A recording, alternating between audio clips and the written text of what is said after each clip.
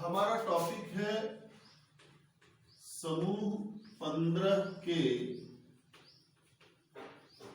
Oxy अम्ल। तो oxy अम्ल क्या होते हैं? ये भी अम्ल ही हैं, लेकिन इनमें ऑक्सीजन पाया जाता है, ऑक्सीजन परमाणु उपस्थित होता है ना। तो नाइट्रोजन के बहुत सारे ऑक्सी अम्ल हैं, जैसे नाइट्रिक अम्ल, नाइट्रस अम्ल, ठीक है। फास्फोरस के ढेर सारे ऑक्सी अम्ल हैं। अब हमारे काम का जो है वो फास्फोरस के ऑक्सी अम्ल हैं। तो फास्फोरस के ऑक्सी अम्लों के बारे में हम ज्यादा ध्यान से पढ़ेंगे। फास्फोरस के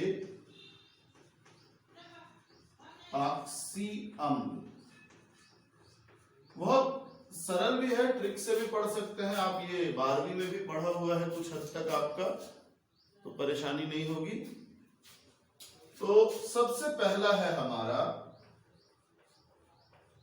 फास्फोरस अम्ल। इसका सूत्र है H3PO3। बनाते समय संरचना आपको चतुष्फल की संरचना का ध्यान रखना है और एक नियम का ध्यान रखना है कि ऑक्सी अम्ल में एक डबल बॉन्ड से जुड़ा हुआ ऑक्सीजन और कम से कम एक OH ग्रुप का होना जरूरी है। मतलब आंख बंद करके ये दो चीजें बना लेनी है, बाद में और चीजें बन जाए वो अलग बात है, ठीक है। तो हमारा एक हाइड्रोजन यूज हो गया, 2 ऑक्सीजन यूज हो गया, अब बच गया 2 हाइड्रोजन और 2 ऑक्सीजन, वो इस तरीके से जुड़ेगा। फास्फोरस के बारे में ये भी ध्यान रखना है कि आपको 5 बंध से ज्यादा चीजों को नहीं बनाना है। तो 2-3 बातें ध्यान रखेंगे तो आसानी से बनेगा। नंबर 1, फास्फोरस में मैक्सिमम कितने बंध बनाएंगे? 5। नंबर 2, इस 5 बंध में से एक ऑक्सीजन डबल बॉन्ड से जुड़ा होगा और कम से कम एक OH ग्रुप भी इसमें होगा। तो 3 बंध हमने पहले ही क्लियर कर दिए। बचे 2 बंध में बची चीजों को आप समूह बना के जोड़ सकते हैं। अब अगर हम इसमें एक ऑक्सीजन जोड़ दें तो ये बना लेता है ऑर्थोफॉस्फोरिक अम्ल। याद रखिए, इसको हम सिर्फ फास्फोरिक अम्ल के नाम से भी जानते हैं। आर्थो नहीं भी लिखेंगे तो चलेगा, लेकिन आर्थो लिखा जाता है। तो ये हो गया P डबल बॉन्ड O बनाना जरूरी है, एक OH। अब बचा क्या? 2 हाइड्रोजन 2 ऑक्सीजन, 2 हाइड्रोजन 2 ऑक्सीजन के 2 ग्रुप बना दिए हमने, ठीक है। अब इधर आते हैं। अच्छा, इसी में ले लो, अगर हम इससे एक जल का अणु बाहर निकाल दें तो ये बन जाएगा मेटाफॉस्फोरिक अम्ल।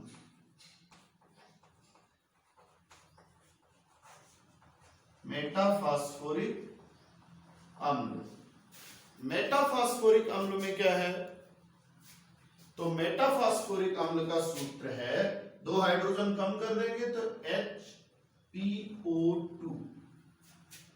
संरचना फास्फोरस, एक डबल बॉन्ड ऑक्सीजन बनेगा, एक OH बनेगा और एक और डबल बॉन्ड ऑक्सीजन आप लगा सकते हैं, और कुछ तो है ही नहीं हमारे पास, ठीक है। इसके अलावा आप बना सकते हैं इसमें हाइपोफॉस्फोरस अम्ल। इसमें से एक ऑक्सीजन कम कर दीजिए तो ये कहलाएगा हाइपो फास्फोरस अम्ल। तो सूत्र हो जाएगा, एक ऑक्सीजन कम कर दिया तो ये होगा H3PO2। बनाते समय नियमों का ध्यान रखेंगे, एक डबल बॉन्ड ऑक्सीजन और एक OH तो बनाना ही है, बाकी आप 2 हाइड्रोजन नॉर्मली रख सकते हैं, ठीक है। इसके अलावा अगर ऑर्थोफॉस्फोरिक में आप एक ऑक्सीजन जोड़ दें तो ये बन जाता है परऑक्सो मोनोफॉस्फोरिक अम्ल।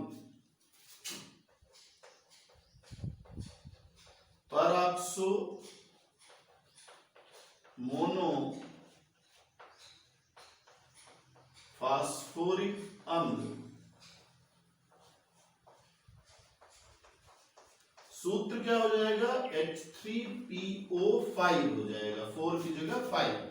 तो कैसे बनेगा, एक डबल बॉन्ड ऑक्सीजन होगा, एक OH होगा, एक और OH होगा और एक O के बाद OH होगा।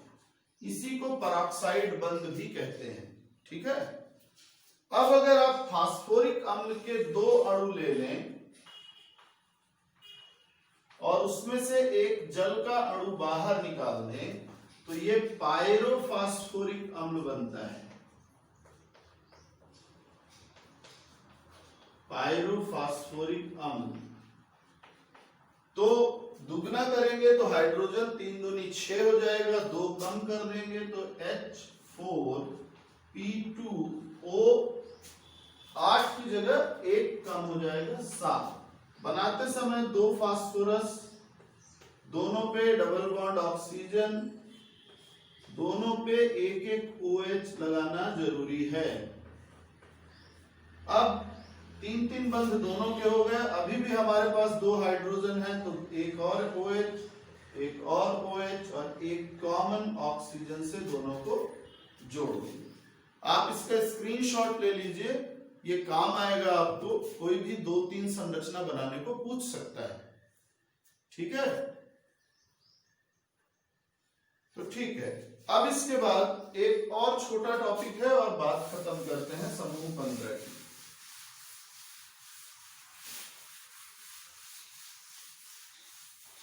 तो वो छोटा टॉपिक क्या है, समूह 15 के हैलाइड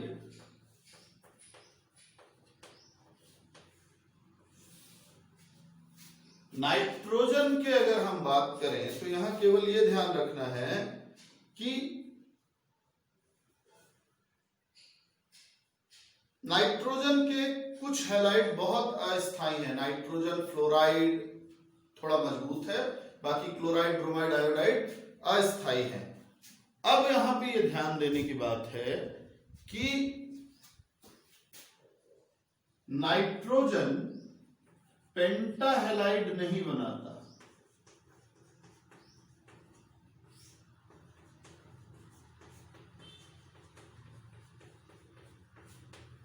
क्यों नहीं बनाता भाई? पेंटाहेलाइड का मतलब समूह 15 2 तरह के हेलाइड बनाते हैं, MX3 ट्राइहेलाइड और MX5 पेंटाहेलाइड। नाइट्रोजन सिर्फ ट्राइहेलाइड बनाता है, बाकी समूह के बाकी तत्व ट्राइहेलाइड भी बनाते हैं, पेंटाहेलाइड भी बनाते हैं।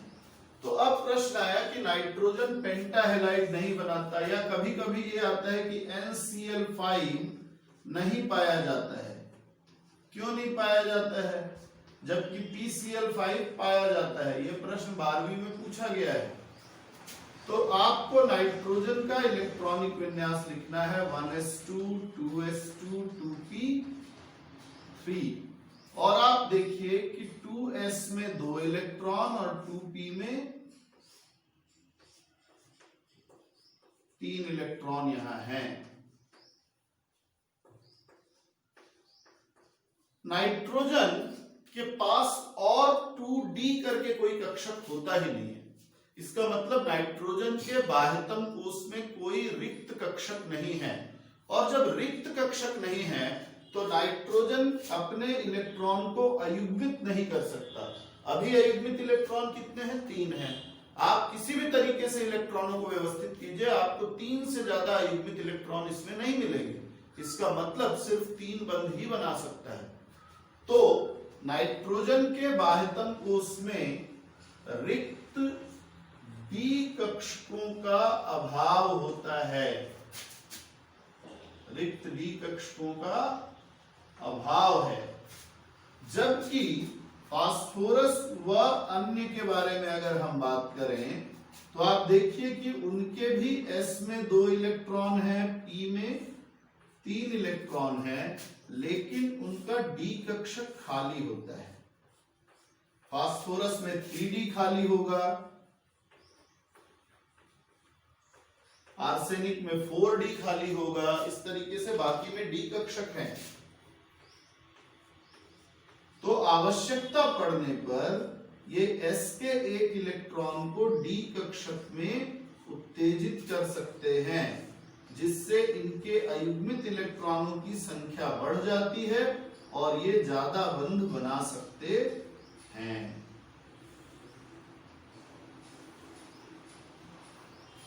ठीक है, तो इस तरीके से बाकी तत्व तो पेंटाहेलाइड बना लेते हैं, लेकिन phosphorus pentahalide sorry nitrogen pentahalide नहीं बना पाता। ये आपका समूह 15 खत्म हुआ।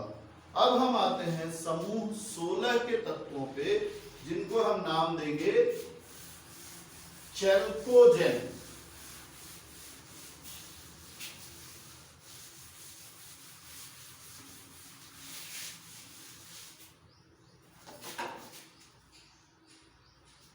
तो आते हैं समूह 16 के तत्वों पे।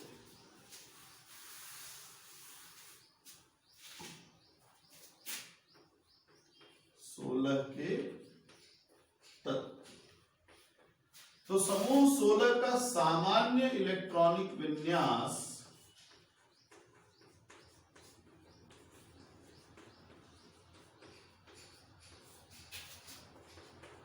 NH2NP4 है। इसमें जो तत्व हैं वो है ऑक्सीजन, सल्फर, सेलेनियम, टेलुरियम और पोलोनियम। पोलोनियम रेडियो सक्रिय है, इसलिए हम इस पूरे चैप्टर में इसके बारे में बात नहीं करेंगे। ऑक्सीजन का परमाणु क्रमांक 8 है, 8 और जोड़ दो तो 16, अब 18 जोड़ो तो हो जाएगा 34, फिर से 18 जोड़ो तो 52 और 32 जोड़ दोगे तो 84। और इलेक्ट्रॉनिक विन्यास 1s2 2s2 2p4, यहां हो जाएगा 1s2 2s2 2p6 3s2 3p4। अगले वाले में हम आर्गन लिख देते हैं, इससे हमको यहां से लेके 3p6 तक लिखने की जरूरत नहीं पड़ती। 3d10 4s2 4p4। फिर क्रिप्टॉन लिख देने से हमको 4p6 तक लिखने की जरूरत नहीं पड़ती। 4d10 5s2 5p4। ज़ेनॉन लिख देने से हमको 5p6 तक लिखने की जरूरत नहीं पड़ती। 4f14 5d10 6s2 6p4। ये आपका तत्व और इनके इलेक्ट्रॉनिक विन्यास हो गए। ठीक है ना। अब बारी आती है आगे की, इनके गुणों के बारे में पढ़ना है। तो इनके बहुत सारे गुण ऑक्सीजन जैसे नाइट्रोजन परिवार जैसे हैं। जैसे मैं शॉर्टली बता देता हूं। पहला, परमाणविकता। ऑक्सीजन द्विपरमाणु अणु है, जबकि समूह के बाकी तत्व S1 ये बहुपरमाणु हैं।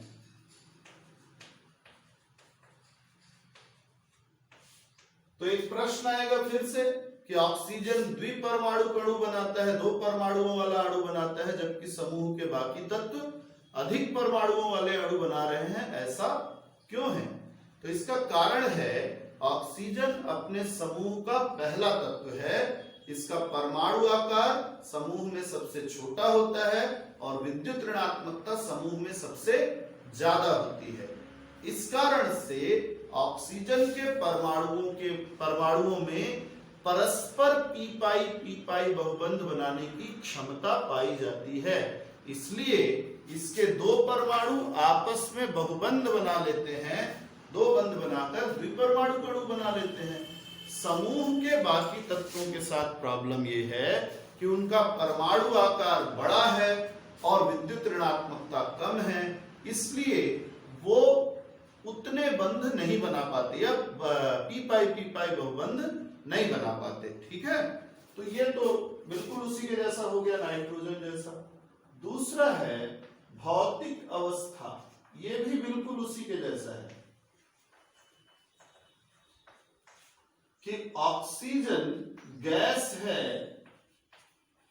बाकी सब ठोस हैं, बाकी ठोस हैं, अब ऐसा क्यों है?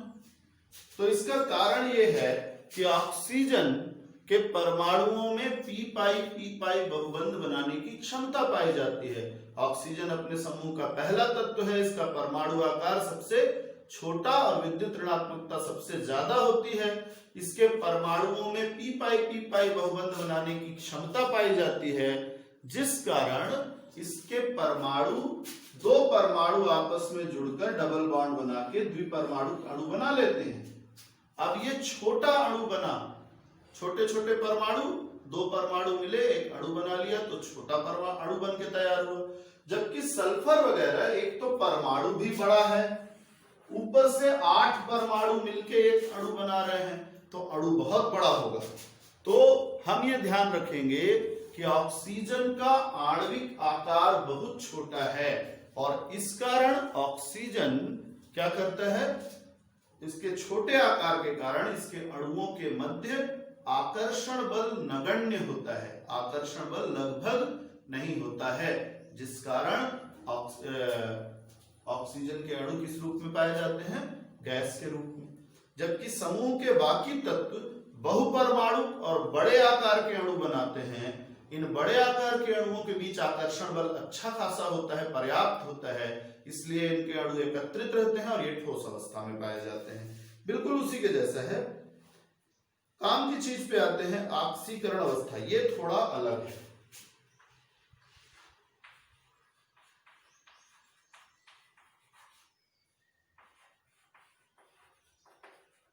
ऑक्सीकरण अवस्था की बात करें तो ऑक्सीजन -2, -1 और +2 तक ऑक्सीकरण अवस्था दर्शाता है। यानी कि ऑक्सीजन बहुत ज्यादा ऑक्सीकरण अवस्था नहीं दर्शा रहा है, सिर्फ -2, -1, आप +1 भी ले सकते हैं लेकिन बहुत रेयर मिलेगा। +2 OF2 में आपको +2 में मिलता है। जबकि सल्फर वगैरह की बात करो तो -2, -1, +1, +2, +4, +6 तक बनाते हैं। तो अब प्रश्न आया कि ऑक्सीजन केवल -2 से +2 तक ऑक्सीकरण अवस्थाएं क्यों दर्शाता है? ऑक्सीजन ज्यादा ऑक्सीकरण अवस्थाएं क्यों नहीं दर्शा रहा है? तो इसका कारण क्या है? देखिए, बहुत सरल कारण है। ऑक्सीजन का परमाणु क्रमांक 8 है, इलेक्ट्रॉनिक विन्यास 1s2 2s2 2p4 है। ऑक्सीजन के बाह्यतम कोश में कोई भी रिक्त डी कक्षक नहीं पाया जाता।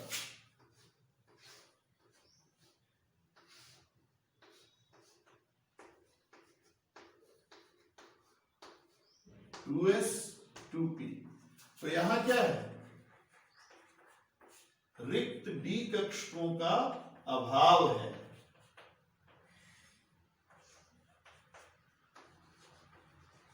ये कक्षक नहीं है यहां, और इसी कारण ऑक्सीजन इन्हीं दो इलेक्ट्रॉन को या तो दे सकता है या इन्हीं दो का जोड़ा बनाने के लिए इलेक्ट्रॉन ले सकता है। तो सिर्फ -2 या +2 ऑक्सीकरण अवस्थाएं दर्शाता है। जबकि समूह के बाकी तत्वों के बारे में बात करें तो समूह के बाकी तत्व के बाह्यतम कोश में रिक्त डी कक्षक पाए जाते हैं।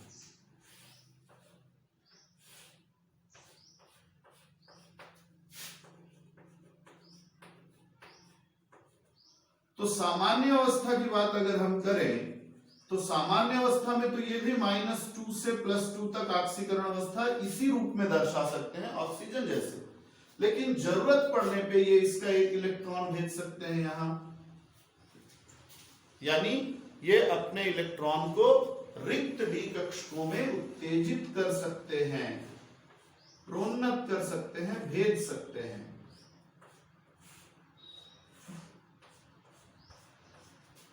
और इसी कारण से अब देखो अयुग्मित इलेक्ट्रॉनों की संख्या हो गई 4, तो ये +4 ऑक्सीकरण अवस्था दर्शा सकता है।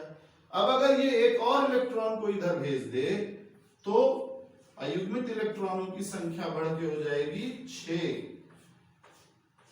और ऐसे में ये +6 ऑक्सीकरण अवस्था भी दर्शा सकता है।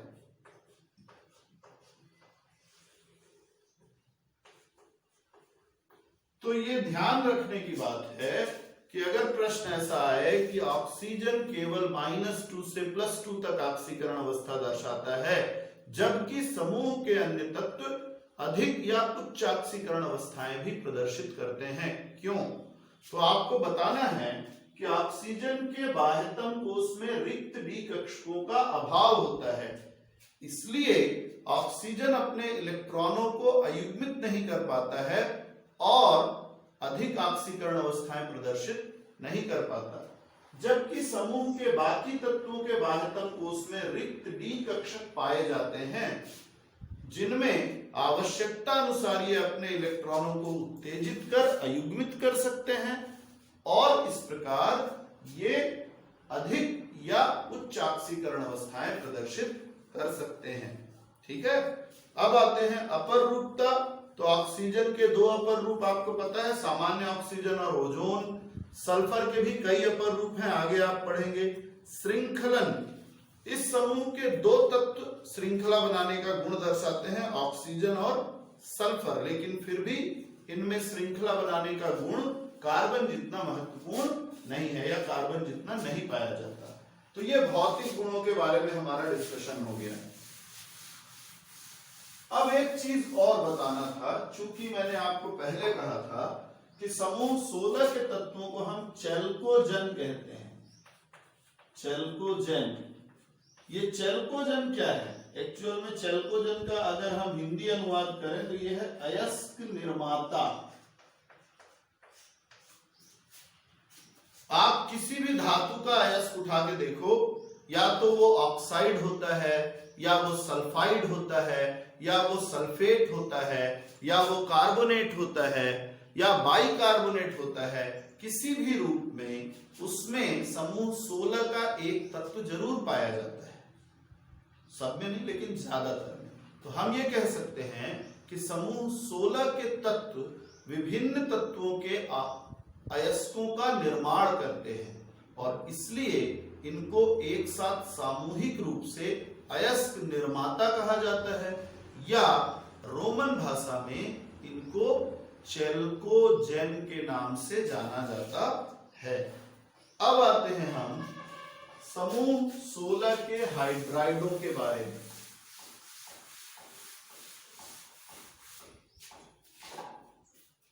समूह 16 के हाइड्राइड। समूह 16 के तत्व H2M प्रकार का हाइड्राइड बनाते हैं, जैसे H2O, H2S, H2SE, H2PE। Polonium का नहीं लिखेंगे हम, ठीक है, रेडियो सक्रिय। अब इसके गुण के बारे में जाने तो पहला गुण तो यह है कि H2O को छोड़कर बाकी सब द्रव है। H2O को छोड़कर बाकी सब क्या है? द्रव है, सॉरी गैस है। H2O को छोड़कर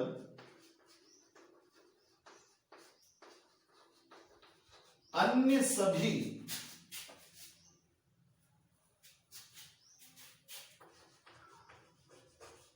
अत्यंत विषैली गैस हैं।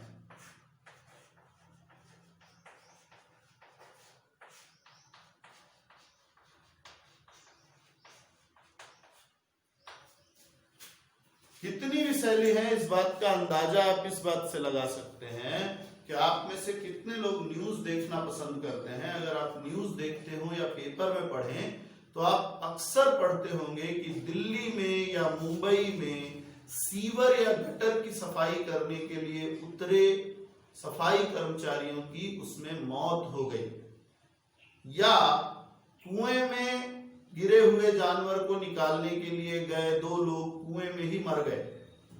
ऐसा क्यों हुआ? ऐसा इसलिए हुआ कि जहां पर भी गंदगी या चीजें सड़ती हैं वहां ये गैस हाइड्रोजन सल्फाइड गैस बनती है।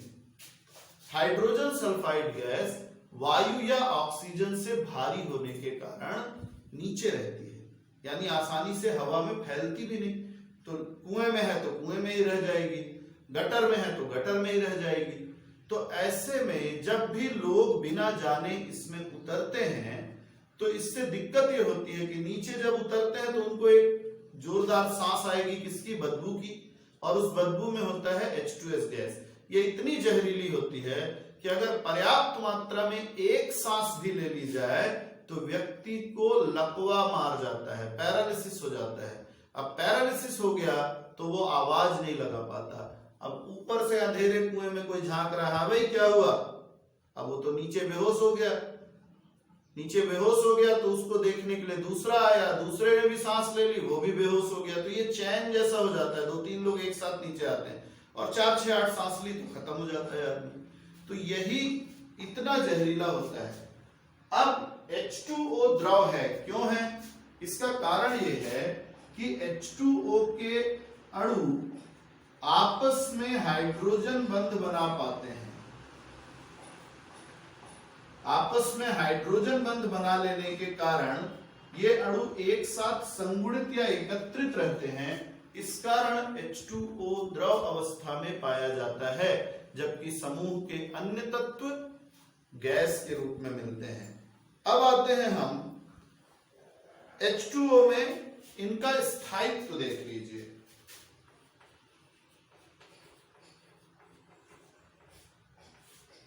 मैंने पहले ही कहा था कि जिसका बंध जल्दी टूट जाएगा वो अस्थायी है। तो आप देखिए कि ऑक्सीजन का परमाणु आकार छोटा, हाइड्रोजन के साथ बना बंध भी छोटा होगा। सल्फर का परमाणु आकार बड़ा तो हाइड्रोजन के साथ बना बंध भी लंबा होगा। सेलेनियम और बड़ा तो बंध की लंबाई और बढ़ जाएगी। तो जैसे जैसे हम समूह में ऊपर से नीचे चलते हैं, केंद्रीय परमाणु का आकार बढ़ने के साथ हाइड्रोजन के साथ बने हुए बंध की लंबाई भी बढ़ती जाती है। और जैसे जैसे बंध की लंबाई बढ़ेगी वैसे वैसे बंध की प्रबलता या मजबूती कम होती जाती है।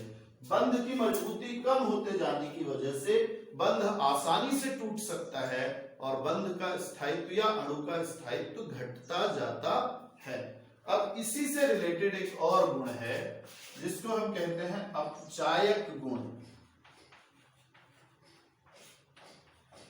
अपचायक गुण के बारे में बात कीजिए तो जो भी पदार्थ हाइड्रोजन को दे देता है दूसरे को, आसानी से निकाल दे, वो अपचायक है।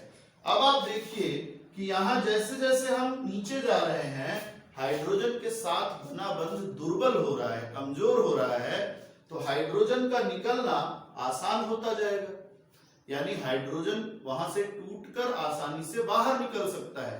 इसलिए अपचायक क्षमता H2O की बहुत कम, H2S की थोड़ी ज्यादा, H2SE की इससे भी ज्यादा और H2TE की सबसे ज्यादा होगी। ठीक है। इसके बाद बारी आती है हैलाइडों के बारे में जानकारी।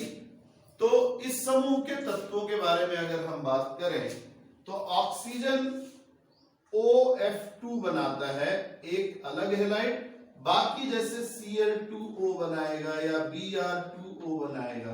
तो आप नोटिस करें कि मैंने सूत्र में OF2 में ऑक्सीजन को पहले और फ्लोरीन को बाद में रखा है, जबकि Cl2O में क्लोरीन को पहले और ऑक्सीजन को बाद में। ऐसा क्यों?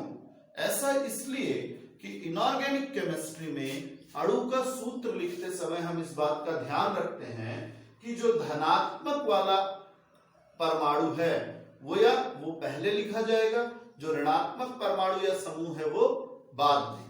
OF2 में दो तत्व हैं, ऑक्सीजन और फ्लोरीन। फ्लोरीन की विद्युत ऋणात्मकता ऑक्सीजन से ज्यादा होती है क्योंकि वो सबसे ज्यादा विद्युत ऋणात्मक है। यानी जब भी ऑक्सीजन और फ्लोरीन बंध बनाएंगे, फ्लोरीन ही ऋणात्मक कण बनाएगा, ऑक्सीजन धनात्मक कण बनाएगा। तो इसलिए इस यौगिक को OF2 को हम फ्लोरीन का ऑक्साइड नहीं कहते, हम ऑक्सीजन का फ्लोराइड कहते हैं और इसको हम OF2 के रूप में दर्शाते हैं। जबकि बाकी के साथ ऑक्सीजन और क्लोरीन में ऑक्सीजन ज्यादा विद्युत ऋणात्मक है तो ऑक्सीजन ऋण बनाएगा और क्लोरीन धन, ब्रोमीन धन बनाएगा, ऑक्सीजन ऋण। तो जो ऋण बनाएगा वो बाद में, जो धन बनाएगा वो पहले लिखा जाता है। अब आते हैं इनके कुछ यौगिकों पे, जिसमें आपने 11वीं या 12वीं में पढ़ा होगा H2S या SF2 hexafluoride, SF6 sulphur hexafluoride.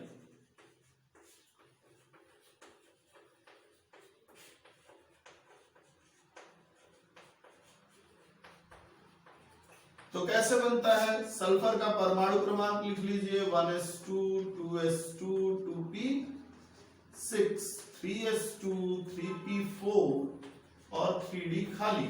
ये बाह्यतम कोश है हमारा। सामान्य अवस्था में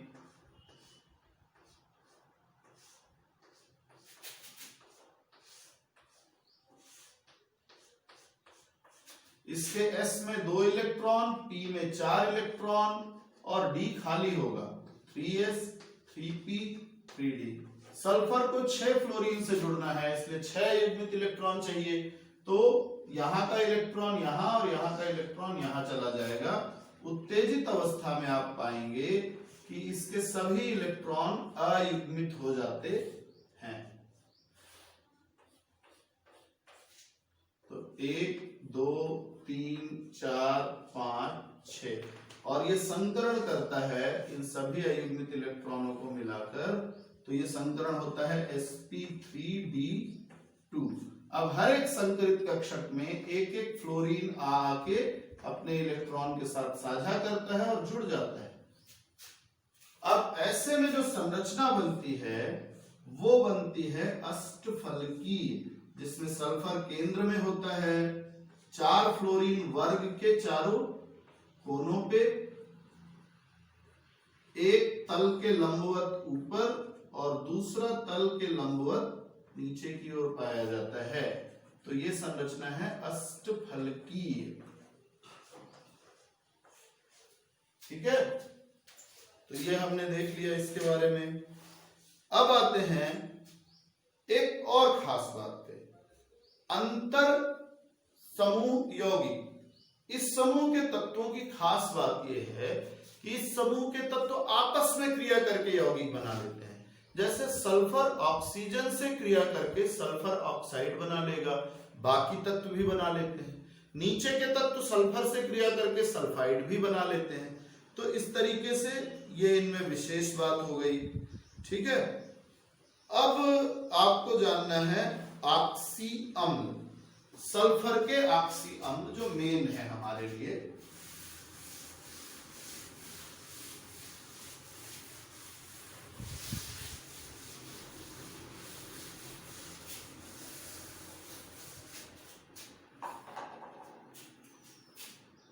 सल्फर के ऑक्सी अम्ल,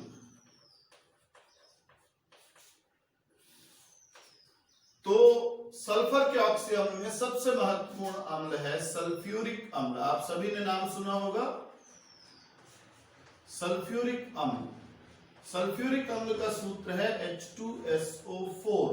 तरीका वही रखेंगे, यहां सिर्फ एक बात का ध्यान रखेंगे कि सल्फर में आप 6 बंध बना सकते हैं, ज्यादा से ज्यादा 6 बंध, जिसमें एक द्विबंध वाला ऑक्सीजन होना जरूरी है और एक OH समूह का होना भी जरूरी है।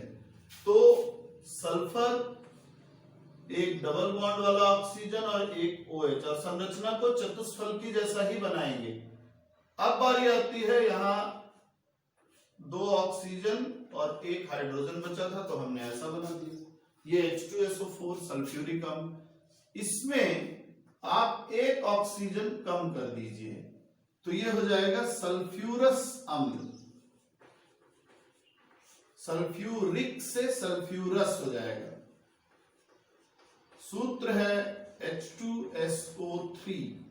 तो अब आप क्या करेंगे, एक डबल बॉन्ड ऑक्सीजन, एक OH, एक और OH लगाएंगे और ऊपर की ओर बंध जो है वो ऑक्सीजन को निकाल देंगे।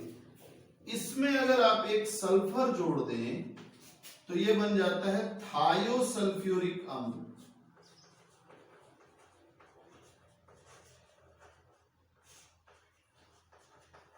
तो इसका सूत्र है H2S2O3। तो जो खाली जगह था वहां सल्फर जोड़ना है, बस डबल बॉन्ड से सल्फर जोड़ दीजिए, बाकी जैसे का तैसा संरचना रहेगी। यहां अगर आप इस सल्फ्यूरिक अम्ल में एक ऑक्सीजन जोड़ दें तो यह बना लेता है परऑक्सो मोनोसल्फ्यूरिक अम्ल।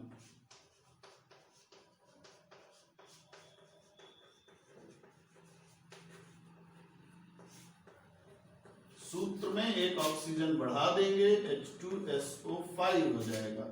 Sulphur double bond oxygen, double bond oxygen, एक OH, ये वाले OH में OH कर देना है, बस इतना अंतर रहेगा। अब अगर आप इस सल्फ्यूरिक अम्ल के दो अणु आपस में जोड़कर एक जल का अणु कम कर दें, एक जल का अणु निकाल दें, तो आप पाएंगे कि यहां बन जाएगा पायरोसल्फ्यूरिक अम्ल।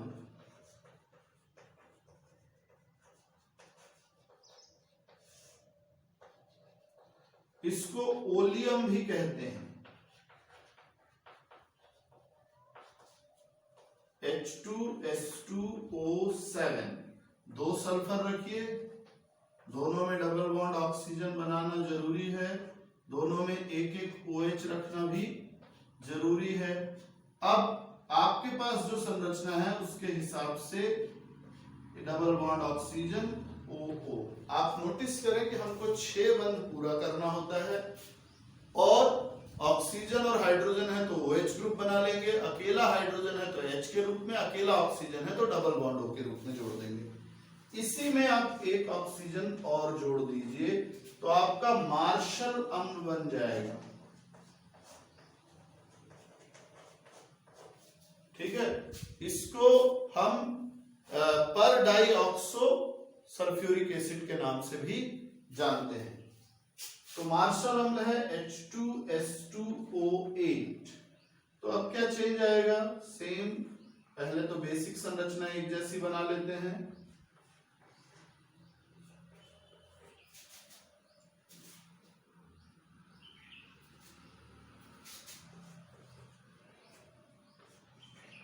और इस बार आप इस तरीके से जोड़ देंगे।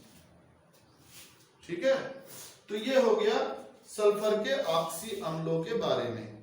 सल्फर के ऑक्सी अम्लों के बारे में जानने के बाद अब आपको जानना चाहिए सल्फर के अपर रूप। तो इसका स्क्रीनशॉट ले लें, ये आपके काम आएगा।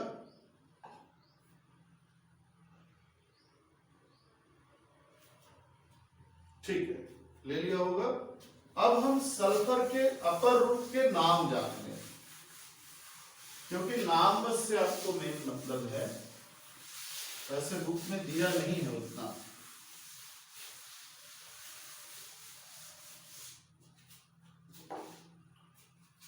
तो सल्फर के अपर रूप, सल्फर के दो प्रकार के अपर रूप पाए जाते हैं, क्रिस्टलीय सल्फर और अक्रिस्टलीय सल्फर।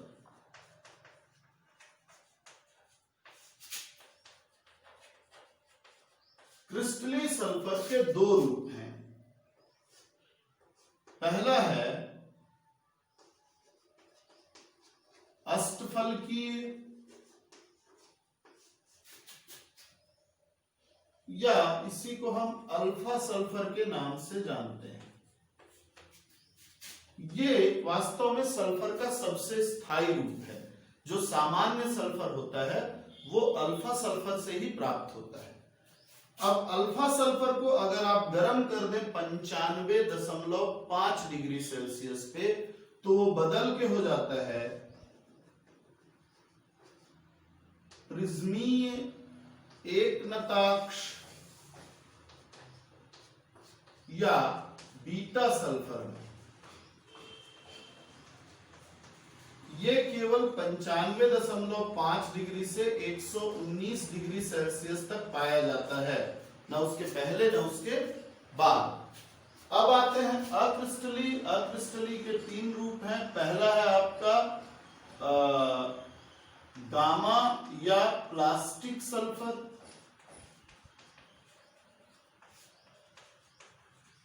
आप सामान्य या अल्फा सल्फर को गर्म कर लीजिए किसी टेस्ट ट्यूब में और उसको क्या कीजिए, पानी में एक धार से गिरा दीजिए, तो जो प्राप्त होगा वो रबर जैसा लचीला होगा, इसलिए नाम दे दिया अल्फा या प्लास्टिक सल्फर। दूसरा दूधिया सल्फर। तो दूधिया सल्फर कैसे प्राप्त करेंगे आप? सल्फर को चूने के साथ उबालिए, पहले बुझे हुए चूने के साथ उबालिए तो कैल्शियम पेंटासल्फाइड बनेगा। कैल्शियम पेंटासल्फाइड अलग करके उसको हाइड्रोक्लोरिक एसिड में मिला दीजिए, वो दूध जैसा बन जाता है, इसलिए उसको मिल्क ऑफ सल्फर या दूधिया सल्फर कहते हैं। तीसरा है कोलाइडी सल्फर। तो जब आप H2S गैस को किसी भी ऑक्सीकारक माध्यम जैसे कि सांद्र नाइट्रिक अम्ल में प्रवाहित करें तो सल्फर का कोलाइड बन जाता है, इसको हम कोलाइडी सल्फर कहते हैं। इसके बाद इस चैप्टर में ऑक्सीजन का असंगत व्यवहार है, जो कि मैं बता चुका आपको। ऑक्सीजन अपने समूह के अन्य तत्वों से गुणों में कुछ असमानता दर्शाता है। इसके 3 कारण है। सबसे छोटा आकार, सबसे अधिक विद्युत ऋणात्मकता और रिक्त डी कक्षकों की अनुपस्थिति। ऑक्सीजन और बाकी परिवार के सदस्यों में जो अंतर है वो मेन अंतर किस बात का है कि विद्युत ऋणात्मकता। ऑक्सीजन बेहद विद्युत ऋणात्मक है, समूह के तत्व उतने ज्यादा विद्युत ऋणात्मक नहीं होते। ऑक्सीजन का हाइड्राइड हाइड्रोजन बंध बना सकता है, यानी जल H2O, बाकी के हाइड्राइड हाइड्रोजन बंध नहीं बना पाते। हाइड्रोजन धन ऑक्सीकरण अवस्था, ऑक्सीजन आसानी से धनात्मक ऑक्सीकरण अवस्थाएं प्रदर्शित नहीं कर पाता है। इसके अलावा अनुचुंबकत्व, ऑक्सीजन का अणु प्रकृति में अनुचुंबकीय होता है, यानी चुंबक की ओर आकर्षित होता है। तो कभी कभी इस तरह का प्रश्न आ जाता है कि अगर हम एक चुंबक को कमरे में रख दें तो क्या होगा? तो होगा ये कि जो कमरे में ऑक्सीजन होगा वो धीरे धीरे चुंबक के पास इकट्ठा हो जाएगा, चुंबक की ओर आकर्षित हो जाएगा। ठीक है ना? ये समूह 16 समाप्त हुआ आपका। समूह 17 कल छोड़ के परसों पढ़ेंगे, कल संडे है।